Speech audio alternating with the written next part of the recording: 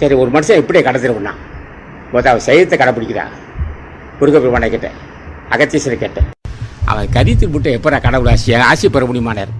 இப்போ ராமலிங்க சாமி கிட்ட என்ன சொல்கிறேன்னாரு, சைவத்தை கடைப்பிடி சொல்லு. ஒரு மாதம் 2 பேர் ஒரு ஆளுக்கு சாப்பாடு போட்டு ஒரு ஆளுக்கு போடுறான்னா, ஒரு ஆள் சாப்பாடு போட சொல்கிறான். சைவத்தை கடைப்பிடிச்சிடறான். சைவம் தான் நான் ஒரு மனிதனுக்கு உயிர் கொலை செய்ய சாப்பிட்ற மக்கள் எப்படி அருள் செய்யுது. அவன் முருகப்பெருமானை கேட்டேன், ஏன் வெகு பேத்துக்கு அருள் செய்ய மாட்டேனேன். அவன் திங்கிறது கறி திருப்பிட்டு ஏற செய்யறது கூட திங்கிறது கறி எப்படி அருள் செய்தவனுக்கு அவன் சொல்கிறான். நீ சைவத்தை கடைப்பிடி சொல்கிறா.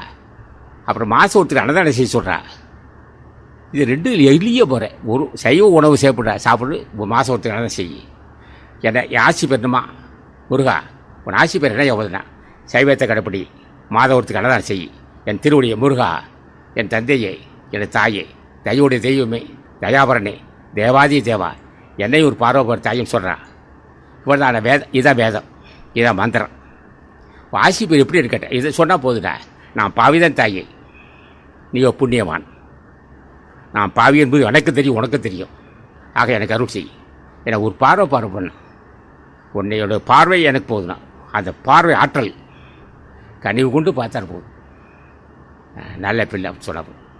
ஆக ஆயிரக்கணக்கான கூட பேசியிருக்க ஒரே கருத்து தான். ஆக அவன் ஆசி பெறுவதற்கு சைவ உணவு, மாறவனுக்கு அன்னதானம் செய்யணும். முருகா, ஞான பண்டிதா, என்னப்பா அவன் செஞ்சாலும் தெரிய தாயி, ஏன் மீண்டும் மீண்டும் நான் பிறக்கிறப்பா, ஏன் எனக்கு இந்த காமதேகத்தை தந்துட்டான். அது பெரிய மர்மம் கிடையாது. எந்த தேகம் காமதேகமோ அதோட உண்மை தேகம் இருக்குது. உள்ளது அற்புதமான ரகசியம் இருக்குடா. அந்த உடம்பு ரகசியத்தை அறிஞ்ச மட்டும் தான் தெரியுதுங்க. சரி, எப்படி அறியிருந்தான் வேறு ஒன்றும் இல்லைப்பா. என் நாம சொல்லிட்டே இரு. போகும்போது வரும்போது அகத்தீசா, நந்தீசா, திருமணதேவா, மாணிக்க வாசகா, பட்டத்தரையா, பதஞ்ச முனிவா, போக மகரிஷி, புச்சட்ட மகரிஷி சொல்லிட்டு வாடா. நாங்கள் பார்த்துக்கிட்டே இருக்கோம். நீ என் பேரை சொன்னால் போதும்.